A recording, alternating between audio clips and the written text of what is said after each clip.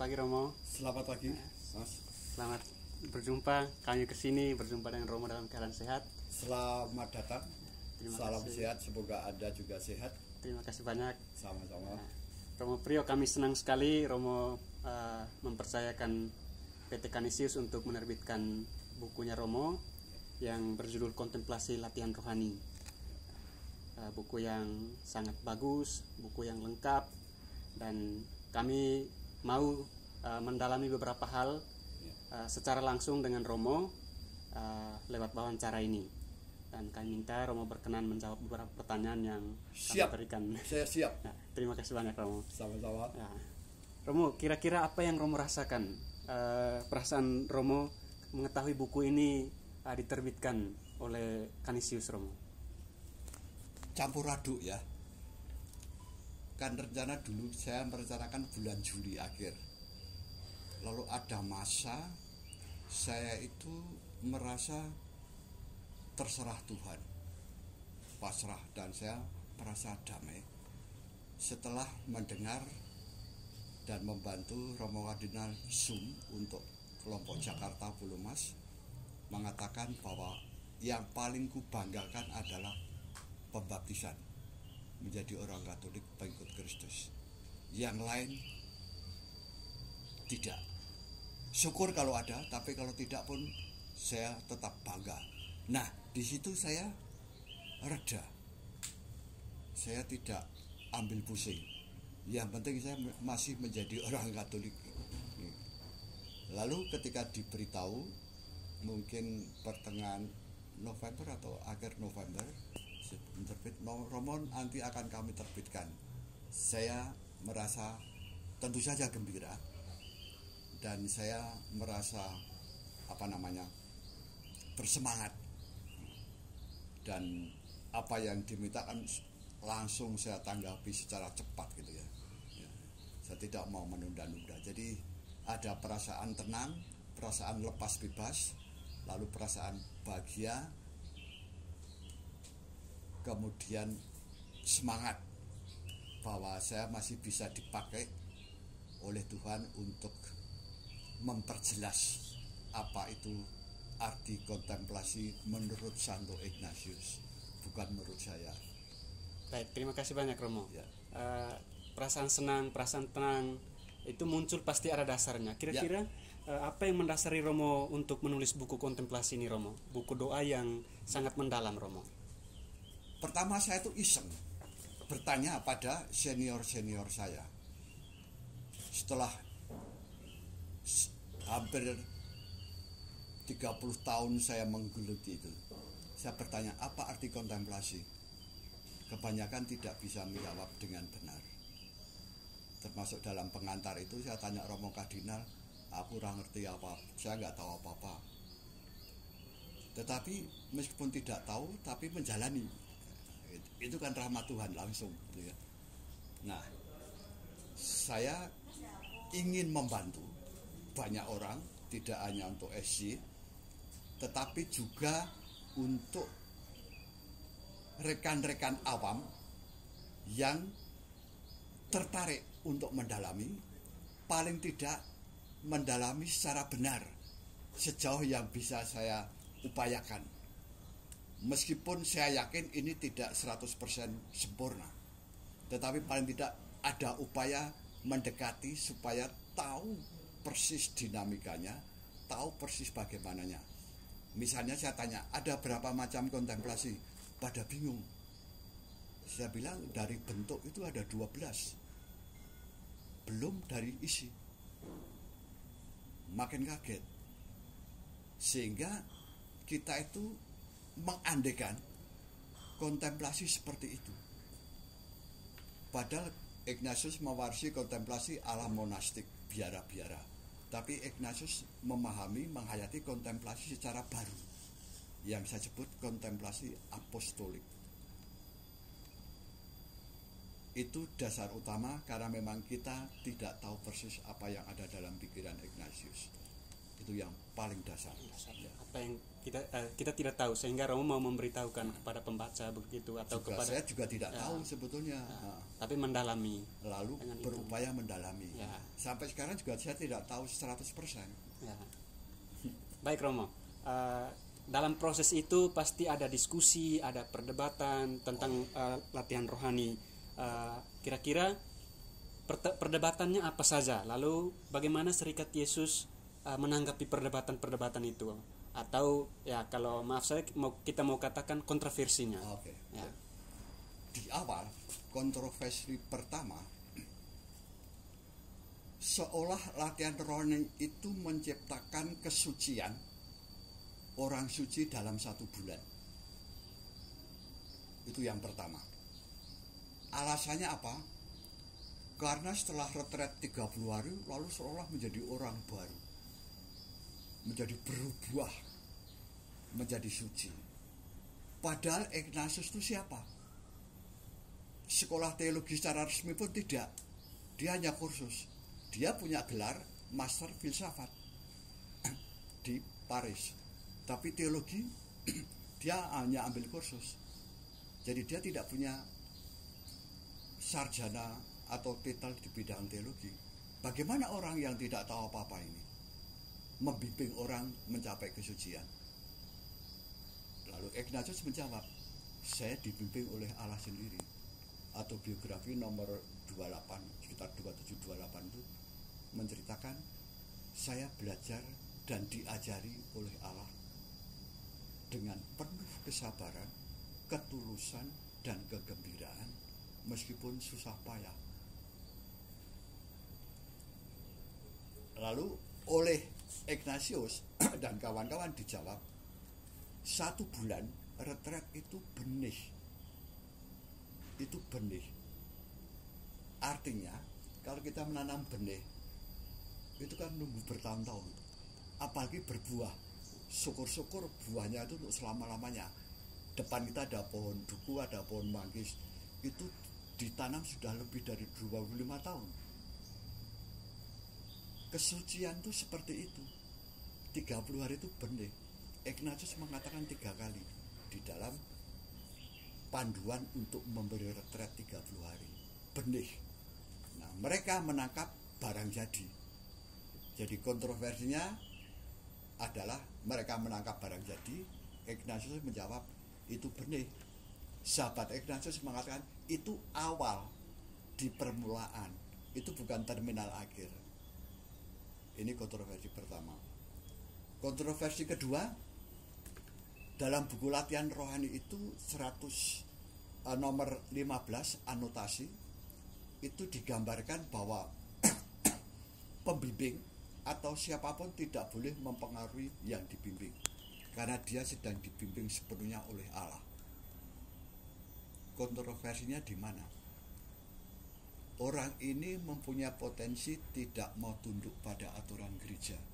Yang penting adalah Roh Kudus Allah. Mengapa? Di zaman itu ada semacam sekelompok namanya alumbrado atau alumbrados. Itu orang yang dicerai, alumbrado, oleh Roh Kudus langsung, sehingga alergi atau mengesampingkan kuasa gereja. Kita tidak perlu tunduk pada gereja, itu hanya aturan. Kita hanya tunduk kepada Roh Kudus. Lalu jawaban Ignatius apa? Itu kan selama retret. Itu nanti kan bagi anggota Serikat Yesus, benih itu kan mulai masuk novisiat 2 tahun, dan filsafat dan seterusnya. Nah, di situ ada ruang khusus bahwa benih itu tumbuh di lingkup gereja. Maka kita mengikuti gereja. Bahkan dia menulis pedoman kesepahaman dengan gereja di akhir buku latihan rohani itu 350-379. Maka tidak betul bahwa orang itu hanya mengandalkan Roh Kudus. Itu zaman dulu itu ditangkap dan dibunuh. Masa Ignatius mengajarkan hal yang keliru? Karena mereka hanya menangkap 1 nomor, pada latihan rohani ada 380 nomor gitu. Satu nomor untuk menyimpulkan. Itu kan kekeliruan berpikir mengambil kesimpulan. Itu. Baik Romo, terima kasih untuk dua kontroversi lalu bisa dijawab oleh baik oleh Ignatius sendiri maupun oleh teman-teman Ignatius yang juga masih diwariskan sampai saat ini. Ya, Romo. Tapi sebenarnya ada kontroversi yang ketiga. Oh banyak juga. Ketiganya apa Romo? Dari segi liturgi. Karena selama 30 hari itu tidak sama dengan liturgi harian gereja. Ya kan? Bahkan kalau orang itu retret bulan Desember itu di latihan rohani ada tema soal Paskah. Soal Prapaskah. Kan tidak sesuai dengan liturgi. Nah, bagaimana itu ketengahi oleh kawan-kawan Ignatius ataukah oleh Ignatius kembali sendiri? Pada maksud ini adalah pembinaan secara khusus. Jadi itu sudah mendapat persetujuan dari Paus, kan sudah ditandatangani tahun 1548 resmi milik gereja. Jadi gereja sudah memberi dispensasi toh hanya 1 bulan. Nah setelah itu lalu ya keluar ikut liturgi harian. Itu yang ketiga. Itu kontroversinya 3 hal itu Ya, Romo? yang paling pokok. Paling pokok 3 hal itu. Oke, Romo, tidak semua orang punya kemampuan doa yang baik, kemampuan imajinasi yang baik. Betul. Nah, bagaimana lewat buku ini Romo mau mengajak orang untuk bisa berdoa dengan baik? Minimal orang kalau berkontemplasi tidak menghayal, ya, atau tidak melamun begitu. Kira-kira bagaimana caranya Romo? Saya selalu menekankan 2 prinsip. Pertama, doa. Masuk dalam doa itu pertama-tama rahmat dari Allah. Itu anugerah. Tapi yang kedua yang tidak kalah penting, anugerah itu harus dikejar dengan upaya yang serius, sungguh-sungguh, penuh daya juang. Rahmat mengandaikan kerjasama dengan sisi manusia kita. Lalu sekarang dari sisi manusia, paling tidak kalau kontemplasi itu dijalani secara benar urutannya atau disebut dinamikanya, kita persis tahu itu jauh lebih baik daripada kita acak-acakan. Yang kedua, di situ ada semacam salah satu daya imajinasi. Imajinasi itu orang membayangkan dengan sebuah peristiwa yang dekat. Sedangkan orang berilusi itu jauh dari kenyataan. Jadi ada yang berilusi, ada yang berimajinasi. Imajinasi itu sedekat mungkin. Nah, keunggulan kontemplasi itu menggunakan seluruh daya yang ada manusia, termasuk akal budi, perasaan, hati, dan iman. Lalu mengandaikan imajinasi supaya apa? Supaya doa itu hidup seperti film. Dan saya harus mengambil peran di sana. Saya bukan penonton, maka saya hadir. Nah, karena saya hadir dan saya mohon supaya saya semakin memahami secara batin, tapi juga semakin mencintai Kristus dan mengikuti lebih dekat. Maka hadir dalam setiap peristiwa. Karena saya hadir, maka itu menjadi hidup, kontemplasi. Dan tujuannya hadir itu adalah supaya saya semakin mencintai dan mengikuti lebih dekat. Kalau imajinasi pertama kan dari kata kontemplare kan memandang seluruhnya. Itu arti kata kerja contemplar, to contemplate, melihat, memandang. Tapi ada arti kedua, itu juga dari bahasa Latin, cum templum, artinya bersama kenisah, temple. Kenisah itu siapa? Kenisah baru adalah Kristus. Jadi memandang tidak cukup, tapi harus masuk semakin mencintai dan mengikuti lebih dekat, artinya menyatu dengan Kristus.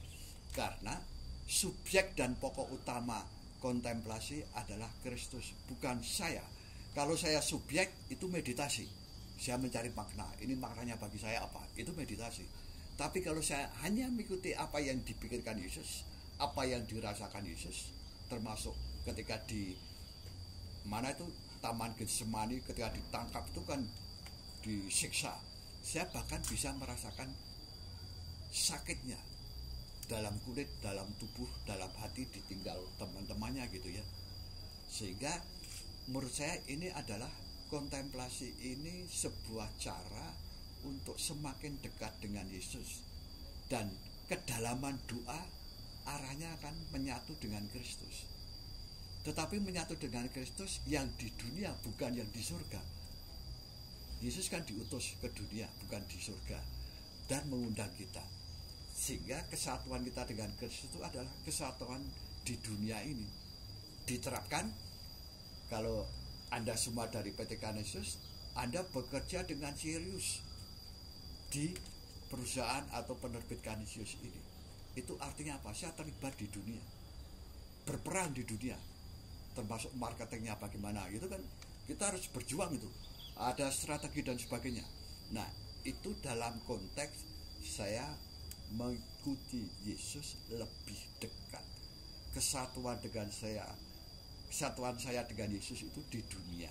Kalau saya bekerja makin giat, begitu. Itu kedalamannya di sana. Kedalaman itu tidak hanya soal menghayal itu, jadi tapi soal kehadiran. Khayalan beda dengan imajinasi. Khayalan jauh dari realita. Karena kontemplasi ini akhirnya bukan hanya metode doa, tapi metode hidup. Metode hidup. Artinya apa?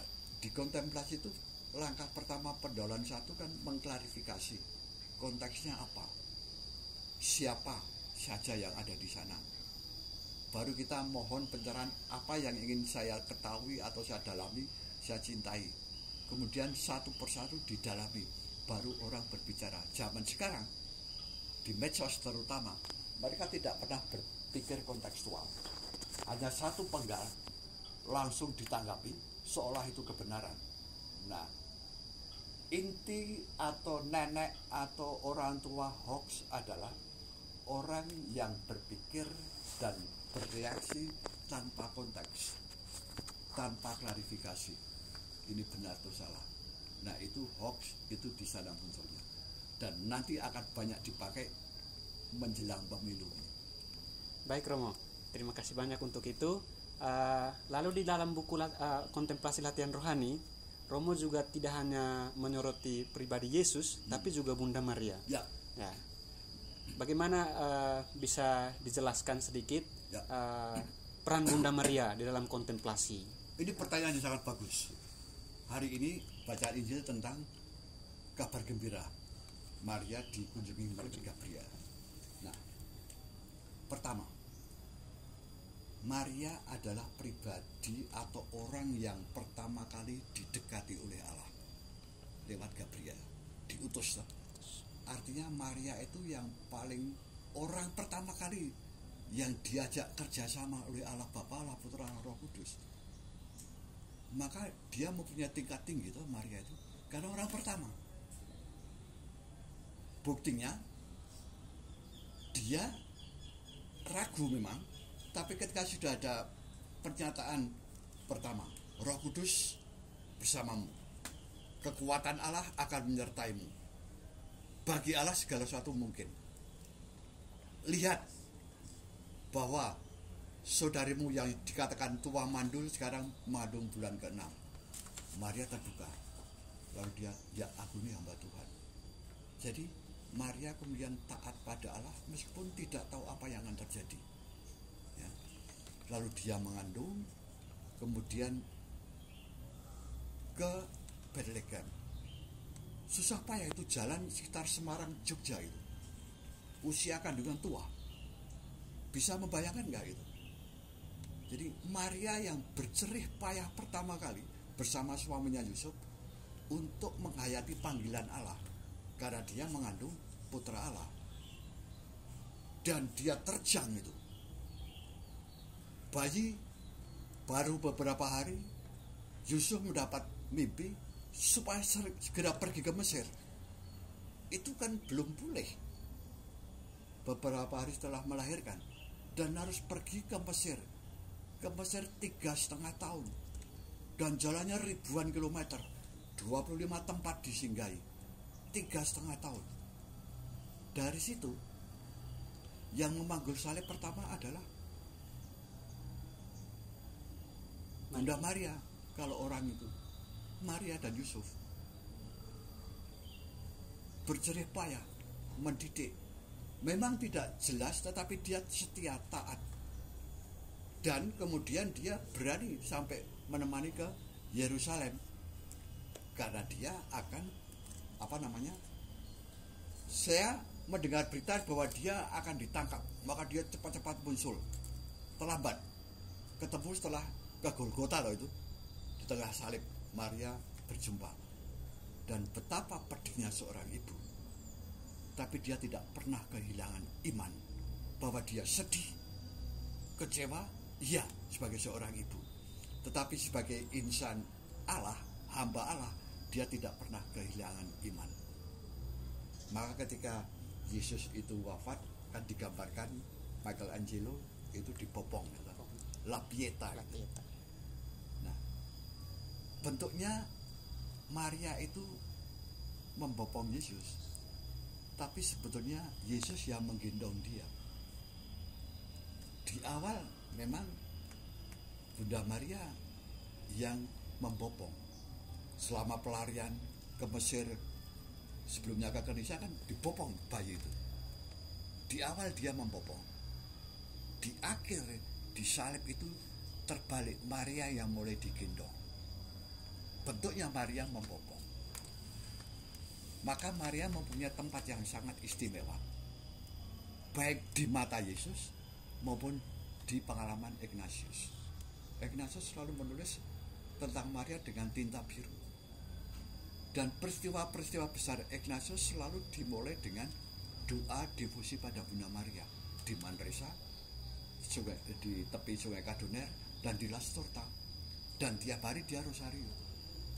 Maka Maria itu mempunyai kedudukan yang sangat tinggi setelah Kristus, dan tidak ada yang menyamai dia. Kalau kita itu mencintai Allah, maka kita mencintai pilihan-pilihan Allah. Kalau Allah mencintai dan memilih Maria, ya kita mau tak mau mencintai pilihan Allah, yaitu Bunda Maria. Allah menghargai Maria, kita juga menghormati Maria. Nah, itu peran Maria di situ. Maka Injil zaman itu belum seperti sekarang ini, yang ditulis oleh Rudolf Saxony menceritakan bahwa penampakan Yesus bangkit pertama kali dia mengunjungi pada ibunya, bukan kepada para murid atau para rasul, tidak. Di sana pada dini hari tiba-tiba ada suara Shalom Aleichem. Bunda Maria menyahut, Tinoki anakku, Shalom Aleichem. Itu pertama kali Yesus bangkit mengunjungi ibunya. Tapi kunjungan kepada ibu bukan untuk menguatkan iman, tapi untuk silaturahmi, karena dia belajar memanggul salib dari ibunya. Maka di judul ini, cover ini, kan Bunda Maria menggendong Yesus, tapi dia memeluk salib. Lalu saya membuat doa di sini di Taman Getsemani. Yesus kan hampir menyerah, kalau boleh cawan ini berlalu. Tetapi lalu Bapa datang dengan imajiner, ingatlah masa kecilmu. Dia teringat semua. Oh, ternyata ibuku dan bapakku lebih dulu memanggul salib daripada aku. Kalau ibuku mengatakan, aku ini hamba Tuhan, terjadilah padaku, maka Yesus kemudian mengatakan, kehendakmu bukan kehendakku, biarlah cawan ini ku berlalu, maka aku terus ke Yerusalem. Nah, itu belajar dari Maria dan Yusuf. Nah, ini yang paling inti di situ.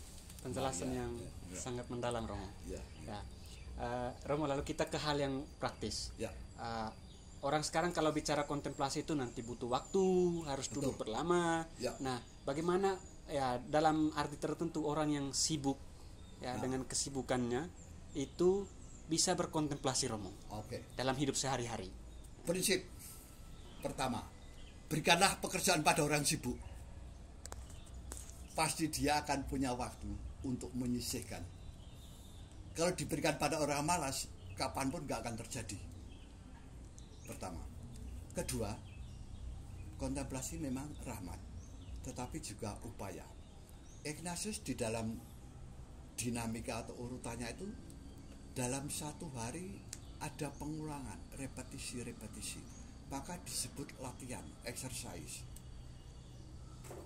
Ignatius tidak secara spesifik menyebut doa, tapi ini olah rohani. Olah rohani seperti hanya olahraga.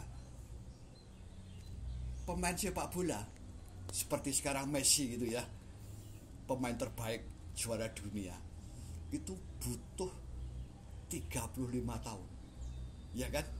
Umurnya kan 35 tahun. Kan tidak mungkin tercapai ketika dia usia 20. Meskipun sudah berapa? 13 tahun menendang bola toh, tapi kan belum sebaik sekarang ini. Olahraga itu butuh latihan, peningkatan teknik, mental, dan skill, dan kerjasama. Sama, kontemplasi itu butuh latihan berkali-kali supaya kita itu makin paham. Kalau kita modelnya instan, tidak ada, karena ini benih, harus diulang-ulang. Nah, sehingga kalau sekarang orang sibuk, Ignatius catatan, kita harus menyesuaikan dengan orang sibuk. Kita bisa memberi sesuai waktu yang tersedia. Karena prinsip utama latihan rohani itu adalah fleksibilitas. Fleksibel, lentur. Bisa dipakai oleh siapapun, dimanapun. Dan sekarang kita mengalami online, dari rumah masing-masing. Tidak perlu datang ke rumah retret Grisultan kan. Buktinya ini di kelompok kami retret 1 tahun itu terdaftar resmi 415 peserta, awam semua loh ya. Dan orang sibuk loh ya. Dan sekarang ada 20 orang juga bukan orang yang nganggur, orang sibuk. Nah, tapi orang sibuk itu mau berupaya sehingga dia bisa memanage waktu, lalu bisa menyediakan waktu. Dalam kesibukan pun orang masih bisa berkontemplasi. Kesibukan itu alasan atau apa? Kesulitan itu hanya mitos. Nggak ada kesulitan, selalu ada jalan keluarnya. Sama, orang sibuk diberi pekerjaan ini, dia akan mencari cara bagaimana saya bisa menyelesaikan. Kesulitan itu mitos. Sama, kontemplasi sulit, mitos. Tapi kalau kita pelan-pelan mau gitu ya oke. Jadi kesalahan utama kita selalu melihat itu barang jadi, kita petik langsung kita makan. Tapi lupa itu adalah benih yang mungkin tidak kelihatan. Tiap hari butuh sinar matahari, butuh oksigen, butuh air, bahkan butuh sentuhan tangan. Ada hama kita bersihkan, ya kan? Sama, kontemplasi seperti itu, seperti olahraga. Harus dilatih terus-menerus supaya bisa dalam tanda petik ahli atau profesional. Baik Romo, itu hal-hal yang bisa kita katakan untuk zaman ini yang orang mengatakan sibuk. Ya. Lalu pesan khusus apa yang mau Romo sampaikan untuk mereka yang sementara menjalani latihan rohani atau mau tertarik menjalani latihan rohani dengan kontemplasi, buku kontemplasi latihan rohani Romo? Pertama, paling tidak membuka horizon untuk berani mencoba.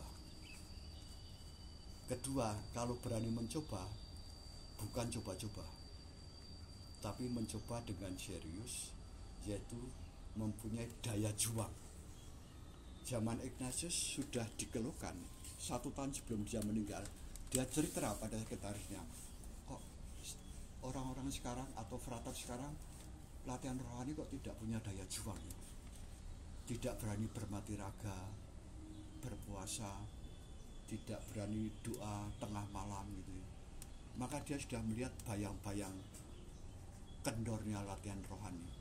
Maka latihan rohani kemudian memburuk tidak mengubah orang, karena itu hanya dilihat sebagai ritual, bukan sebagai latihan. Sehingga kalau kita punya pandangan yang benar dan kemudian diikuti oleh kemauan kita untuk maju sedikit demi sedikit tapi lebih. Tapi kalau nanti sedikit demi sedikit itu menjadi bukit, dan kita nggak mungkin tiba-tiba langsung bukit, enggak, itu tidak mungkin. Maka harus pelan-pelan, step demi step. Seperti saya baru di usia 65 tahun saya agak lebih paham dibanding ketika saya usia 40. Ketika usia 40 saya mungkin sok tahu, bahkan mungkin sampai sekarang masih sok tahu. Meskipun sekarang saya ada pendasarannya, saya sudah membaca banyak buku, dan saya juga lewat pengalaman pribadi yang hampir seluruh hidup saya sebagai imam Yesuit kurang lebih tahun 89 ditabiskan sampai sekarang itu berkubang di masalah ini. Saya tahu harus ada daya juang, konsistensi. Harus ada daya juang dan konsistensi. Baik, bahwa ada kejenuhan itu lumrah, harus ada itu. Kalau tanpa ada kejenuhan malah kita bertanya, ada yang salah ini ya. Kalau orang yang sungguh-sungguh mencoba pasti ada saat jatuh, jenuh, bosan. Baik Romo. Lalu ada pesan khusus untuk tadi Romo menyebut teman-teman Ignatius ya. Kalau pertanyaan saya, ada pesan khusus untuk saudara-saudara satu serikat para Yesuit ya. Yang memang secara lebih khusus dekat dengan latihan rohani ya. Latihan rohani itu saya simpulkan demikian sebagai pesan khusus. Berdoalah sekuat tenaga, seolah hasil tergantung saya sepenuhnya. Bekerjalah sekuat tenaga, hasil sepenuhnya tergantung Allah. Ini agak membingungkan. Soal doa latihan rohani itu kan tergantung konsistensi kita. Kalau kita lemah, kita menyerah, ya sudah habis. Maka itu kan harus tergantung saya. Rahmat itu aktif dan hidup kalau saya menanggapi dengan serius rahmat doa ini. Tapi kalau saya bekerja, saya tidak terkurung oleh hasil. Yang menentukan di sana Tuhan. Itu spiritualitas latihan rohani di situ. Jadi Tuhan yang pertama, saya adalah alatnya. Baik, terima kasih banyak Romo. Sama-sama. Untuk banyak hal yang sudah kita bicarakan, sudah Romo jelaskan dari buku kontemplasi latihan rohani ini. Mudah-mudahan ini berguna bagi banyak orang, tidak hanya untuk Serikat Yesus, tapi untuk semua orang yang mau mendalami kontemplasi latihan rohani Santo Ignatius Loyola. Yang saya katakan tadi apakah bisa dimengerti? Bisa Romo. Baik. Ya, sangat bisa ditangkap. Lebih-lebih tentang peran Maria yang sangat mendalam. Ya. Wah, kalau Maria itu ada banyak. Ya. Sampai ada yang mengatakan Ignatius menulis buku latihan rohani itu didikte langsung oleh Bunda Maria. Itu refleksi yang sangat sampai ada lukisan. Ya, itu saya tulis di sini. Di sini di buku kontemplasi. Itu masuk kontroversi itu ya. Ini ada yang kalau penasaran dengan apa yang Romo jelaskan, mau lebih lengkap harus dibaca buku kontemplasi latihan rohani ini. Tapi tidak hanya dibaca, dihayati, dipraktekkan dan butuh pembimbing. Ya. Ini sebagai pengetahuan oke. Memang spiritualitas hidup mulai dari pengetahuan akal budi, baru membuka nanti makin lama makin dalam, yaitu dengan pelatihan terus menerus sambil memahami, refleksi terus menerus. Baik, terima kasih banyak Romo Priyo untuk waktu yang sudah disediakan untuk wawancara ini. Terima kasih banyak. Sama-sama. Kami dari Canisius berterima kasih pertama untuk Romo menerbitkan buku di Canisius, yang kedua karena Romo bersedia untuk diwawancarai, untuk ditanyai beberapa hal ini. Terima kasih banyak Romo. Minta maaf kalau kami mengganggu waktunya Romo. Sama-sama, terima kasih. Sukses ke depannya. Sama-sama. Semoga semakin banyak orang yang teracuni virus kontemplasi yang positif ini. Amin. Ya. Tuhan memberkati.